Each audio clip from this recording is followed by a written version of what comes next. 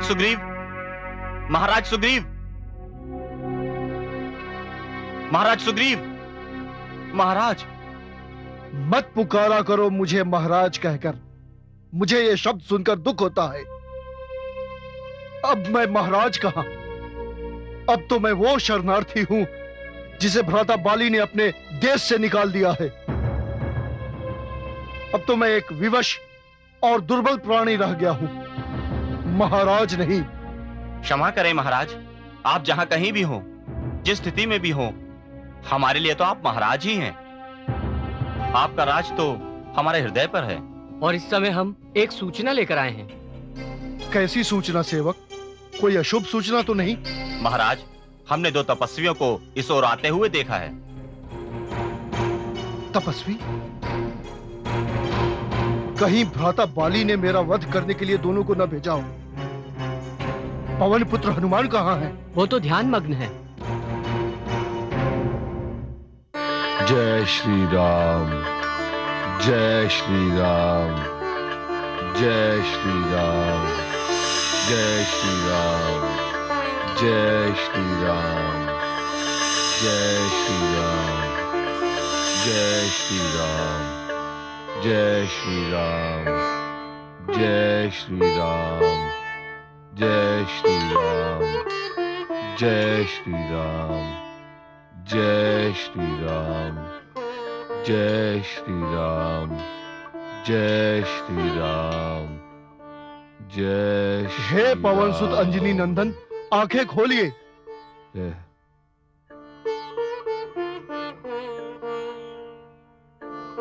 क्या हुआ महाराज?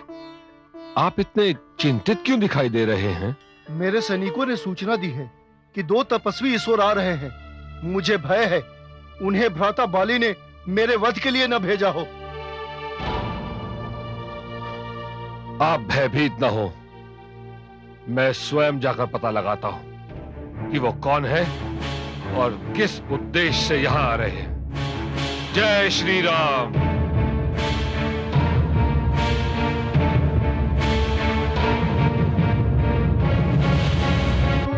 भाभी श्री,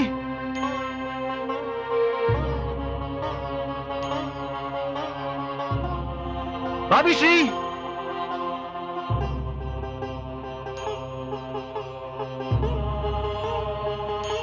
भाभी श्री।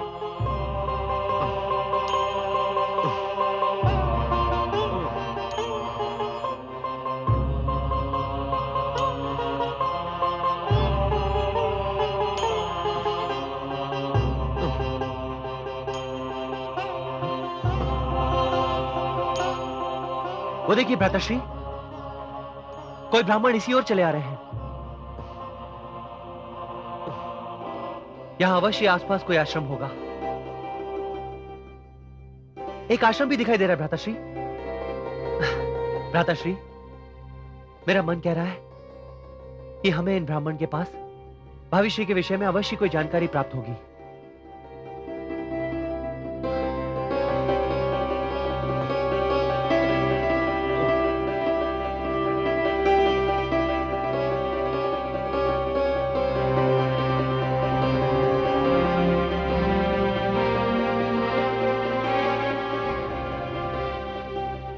इन दोनों को दूर से ही देखकर मेरे मन में हलचल क्यों मच रही है? क्यों ये लग रहा है जैसे मैं इन्हें युगों से जानता हूं। कौन है ये? मेरा हृदय क्यों इस प्रकार धड़क रहा है जैसे छाती चीर कर बाहर आ जाएगा। वो दिन आ ही गया देवी, जिसके लिए मैंने धरती पर अवतार लिया है। मुझे भी बताइए देवाधिदेव, आप किस दिन की बात कर रही हैं? देवी, पवन सुत हनुमान धरती पर मेरे अवतार हैं। मैं उनके रूप में इसलिए अवतरित हुआ हूं कि मुझे राम के रूप में अपने आराध्य श्री विष्णु की सेवा करनी। मैंने उन्हें वचन दिया था कि जब वो राम अवतार लेंगे, मैं सेवक बन के जन्म लूंगा, उनकी सेवा करूंगा। आपके मुख पर अपार आनंद की छाया देखते ही मैं समझ गई थी कि अवश्य ही आज कोई अनोखा दिन है। हां देवी, आज मेरे आनंद की सीमा नहीं। आज के दिन हनुमान के रूप में मेरे अवतार भक्ति और सेवा का नया इतिहास रचेंगे। संसार के लिए सेवा और भक्ति का स्रोताधार बन जाएंगे।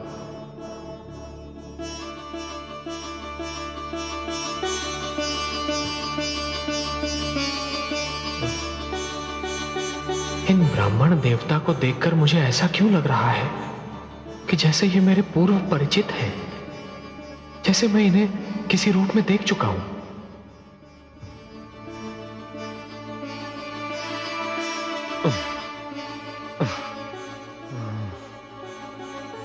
हे आचार्य, क्या मैं आपका परिचय पाने का सौभाग्य प्राप्त कर सकता हूं? मैं एक वृद्ध वेद पाठी ब्राह्मण हूं। वहां उस पर्वत पर मेरा निवास है, परंतु आप लोग कौन हैं? आप अपने परिचय का सौभाग्य नहीं देंगे मुझे? मैं अयोध्या नरेश, दशरथ का पुत्र, रघुवंशी राम हूं। जय श्री राम राम प्रभु राम। जय श्री राम राम राम। जय श्री राम राम राम। मोरे राम राम राम। हे गुरुदेव भगवान सूर्य, मुझे बताइए, जीवन का महानतम उद्देश्य क्या है? जीवन का परम आनंद क्या है? जीवन की महानतम सिद्धि क्या है? सेवा मेरे प्रिय शिष्य, सेवा। मैंने यथाशक्ति आपकी सेवा ही की है। मेरी सेवा प्रारंभ थी, अंत नहीं। मेरी सेवा तो उस सेवा की शिक्षा थी जिसके लिए तुम्हारा जन्म हुआ। अपने इस जन्म में तुम्हें तन से, मन से, आत्मा से राम की सेवा करनी है।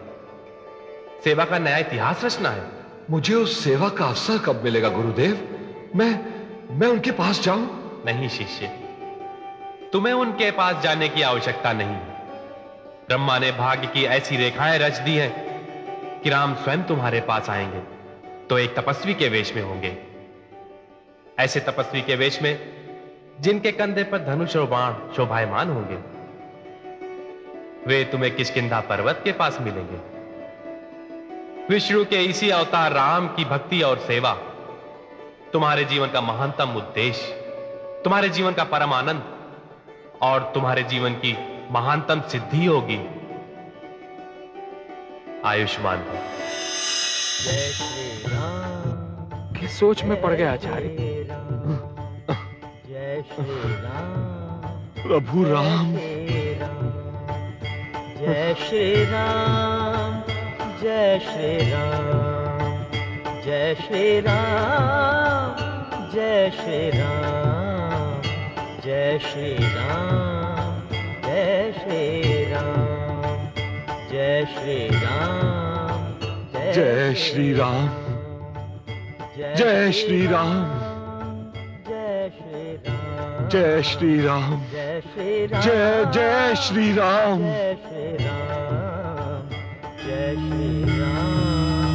जय श्री राम। जय श्री राम। एक युग से मैं आपकी प्रतीक्षा कर रहा हूं। एक युग से नेत्रों को आपके दर्शन की प्यास है। एक युग से ही आत्मा आपके लिए व्याकुल थी। एक युग से हर श्वास आपका नाम जपकर तन में समाता था और आप ही का नाम जपकर शेष बाहर आता था। आपकी सेवा ही मेरे जीवन का कारण है और आपकी भक्ति मेरे जीवन का उद्देश्य।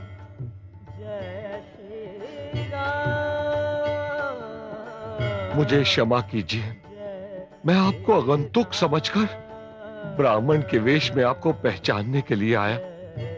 मुझे क्षमा कर दीजिए प्रभु। अपने सेवक पवन पुत्र हनुमान को क्षमा कर दीजिए। हनुमान। प्रभु। हनुमान। प्रभु। हनुमान। हनुमान, तुमने वही किया हनुमान जो एक बुद्धिमान प्राणी को करना चाहिए। किसी का पूर्ण परिचय जाने बिना उस पर विश्वास करना या उस व्यक्ति के अधिक निकट जाना, यह बुद्धिमत्ता नहीं है, यह तो एक अच्छी नीति है। और तुमने नीतिवान होने का परिचय दिया है हनुमान। किंतु हनुमान, तुम्हें यहां इस स्थान पर देखकर मुझे अचंभा हो रहा है। मेरे महाराज सुग्रीव को उसके दुष्ट भ्राता बाली ने देश से निकाल दिया। उन्हें यहां शरण लेने पर विवश होना पड़ा, परंतु मैंने अपने राजा का साथ नहीं छोड़ा, उनके साथ यहां चला आया। हनुमान, जो कष्ट के समय साथ देते हैं वही सच्चे मित्र होते हैं। तुम्हारे इस वर्तन को देखकर, तुम्हारी बात को सुनकर मुझे अपार आनंद हुआ है। मुझे तुम पर गर्व है हनुमान, गर्व है। कहां है तुम्हारे राजा सुग्रीव? वह इसी पर्वत पर निवास करते हैं। आपके दर्शन प्राप्त करके उनका जीवन धन्य हो जाएगा। अनुज, जी भ्राताश्री। हमें महाराज सुग्रीव के दर्शन अवश्य करने चाहिए। चलो पवनसुत, हम दोनों को ले चलो। प्रभु, पर्वत ऊंचा है, आप दोनों को मेरे कंधों पर विराजमान होकर वहां जाना पड़ेगा। आइए आइए भ्राताश्री।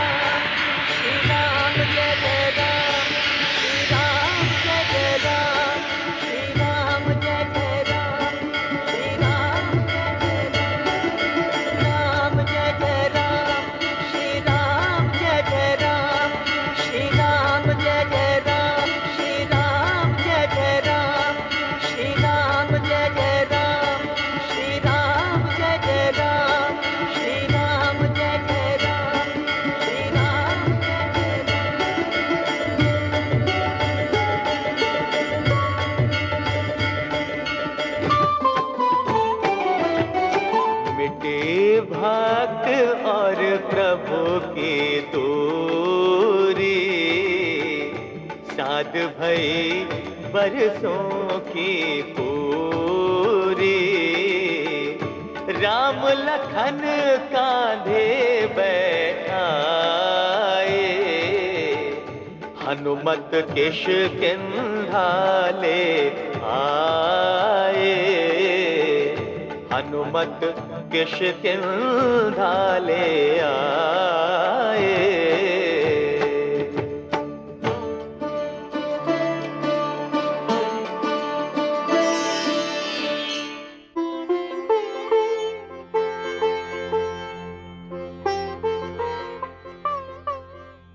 जामवंत, बहुत देर हो गई पवनसुत को गए, अभी तक नहीं लौटे।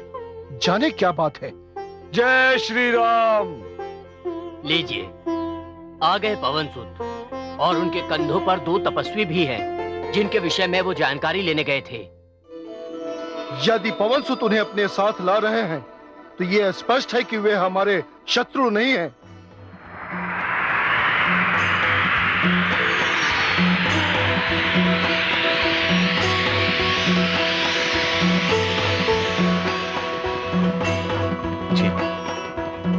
जय श्री राम। आइए आइए।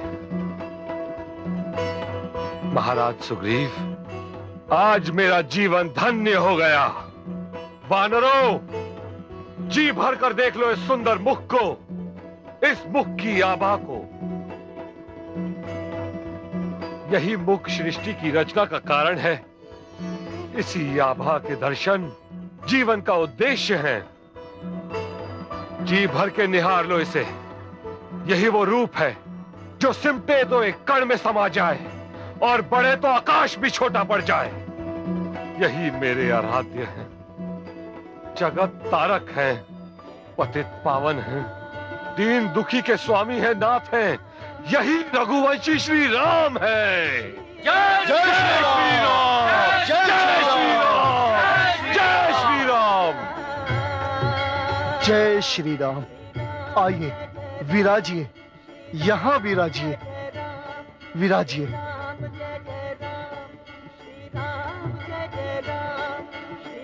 धन्यवाद महाराज सुग्रीव। महाराज का शब्द मेरे कानों सुइया चुभ होता है श्री राम।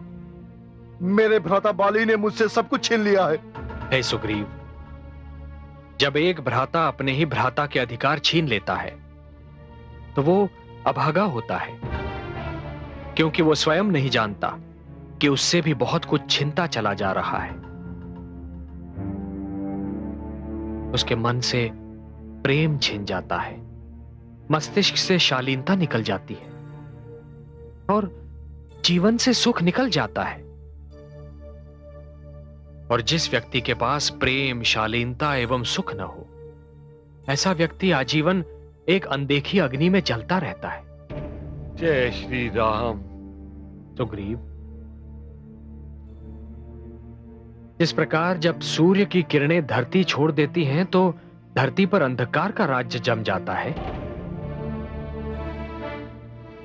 उसी प्रकार जब मन से भ्रातृ प्रेम का भाव निकल जाता है तो मन पर अहंकार का राज्य जम जाता है। और अहंकार बुद्धि का वैरी है। वैर्य एवं द्वेष शांति के हत्यारे हैं। जय श्री राम। हे राम, मेरे महाराज को यदि आप जैसे महापुरुष की मित्रता मिल जाए तो उन्हें वो सब मिल सकता है जो वो खो चुके हैं। पवन पुत्र, मित्र तो स्वयं मैं भी ढूंढ रहा हूं। आप भी मित्र ढूंढ रहे हैं?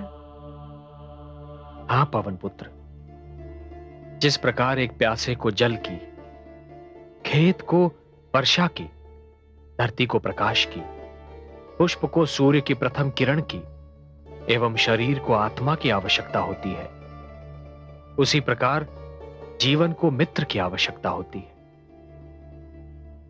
कष्ट के समय केवल मित्र ही तो काम आता है। पर आपको क्या कष्ट है श्री राम? सुग्रीव, किसी दुष्ट ने मेरे जीवन से सुख, मेरे नेत्रों से स्वप्न एवं मेरी आत्मा से आनंद हर लिया है। कोई असुर मेरी जीवन संगिनी, मेरी प्राणदायिनी, मेरी अर्धांगिनी जानकी को उस समय हर ले गया जब मैं और मेरा अनुज लक्ष्मण अपनी उस कुटिया से कहीं दूर चले गए थे जहां हमने अपना बसेरा किया था। यदि आप में से किसी ने किसी दुष्ट को, एक असहाय, कोमल एवं विलाप करती हुई नारी को साथ ले जाते हुए देखा हो तो मुझे बताने की कृपा करें। तो मेरी सीता को कहां ले गया? हाँ, मुझे कुछ कुछ स्मरण है। मैंने आकाश मार्ग पर पुष्पक विमान जाते देखा था। उसमें एक ऋषि कन्या विलाप कर रही थी और अपने आभूषण फेंकती जा रही थी। आभूषण? कहां है वो आभूषण? क्या उन्हें किसी ने संभाल के रखा है? हाँ श्री राम, मैंने वो आभूषण चुने थे और उन्हें बड़ी सुरक्षा से संभाल के रख दिया था, क्योंकि न जाने क्यों मुझे विश्वास हो गया था कि वो किसी पतिव्रता के दिव्य आभूषण हैं। पवन पुत्र, मुझे वो आभूषण दिखाओ पवन पुत्र। अभी लाया।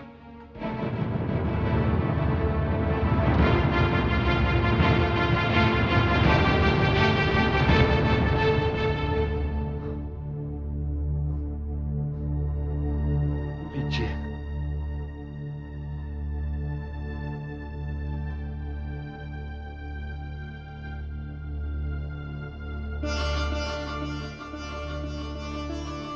ये कान का बाला, ये तो वही है, ये तो वही है जो मेरी सीता का बनकर दमकता था। ये कंठमाल भी तो वही है पवन पुत्र, जो दिन रात मेरी जानकी के गले से लगी रहती थी। और ये हाथ की माला, ये वही है पवन पुत्र, ये वही है जो मेरी सीता की कोमल कलाई को थामे रहती थी। अनुज, अनुज, अनुज, अनुज, देखो, तुम तो इन आभूषणों को पहचानते हो। ये तो तुम्हारी भाभी के हैं। नहीं भ्राताश्री, क्षमा कीजिएगा, क्योंकि मेरी दृष्टि सदैव मेरी भाभी श्री के चरणों पर ही स्थिर रही है। मैंने अपनी भाभी श्री के चरणों के ऊपर आज तक नहीं देखा भ्राताश्री। तो फिर मैं कैसे बता सकता हूं कि उनके कान के बाले कैसे हैं, उनके गले की कंठमाला कैसी है, उनकी कलाइयों की माला कैसी है। हां भ्राताश्री, इन बिच्छुओं की जोड़ी के बारे में बता सकता हूं, जो सदैव मेरी भाभी श्री के चरणों की शोभा बढ़ाया करती थी। मेरी भाभी श्री के चरण और उनके आभूषण मेरे मन, मेरी आत्मा पर अंकित है। भ्राताश्री, ये बिच्छुओं की जोड़ी मेरी भाभी श्री की है।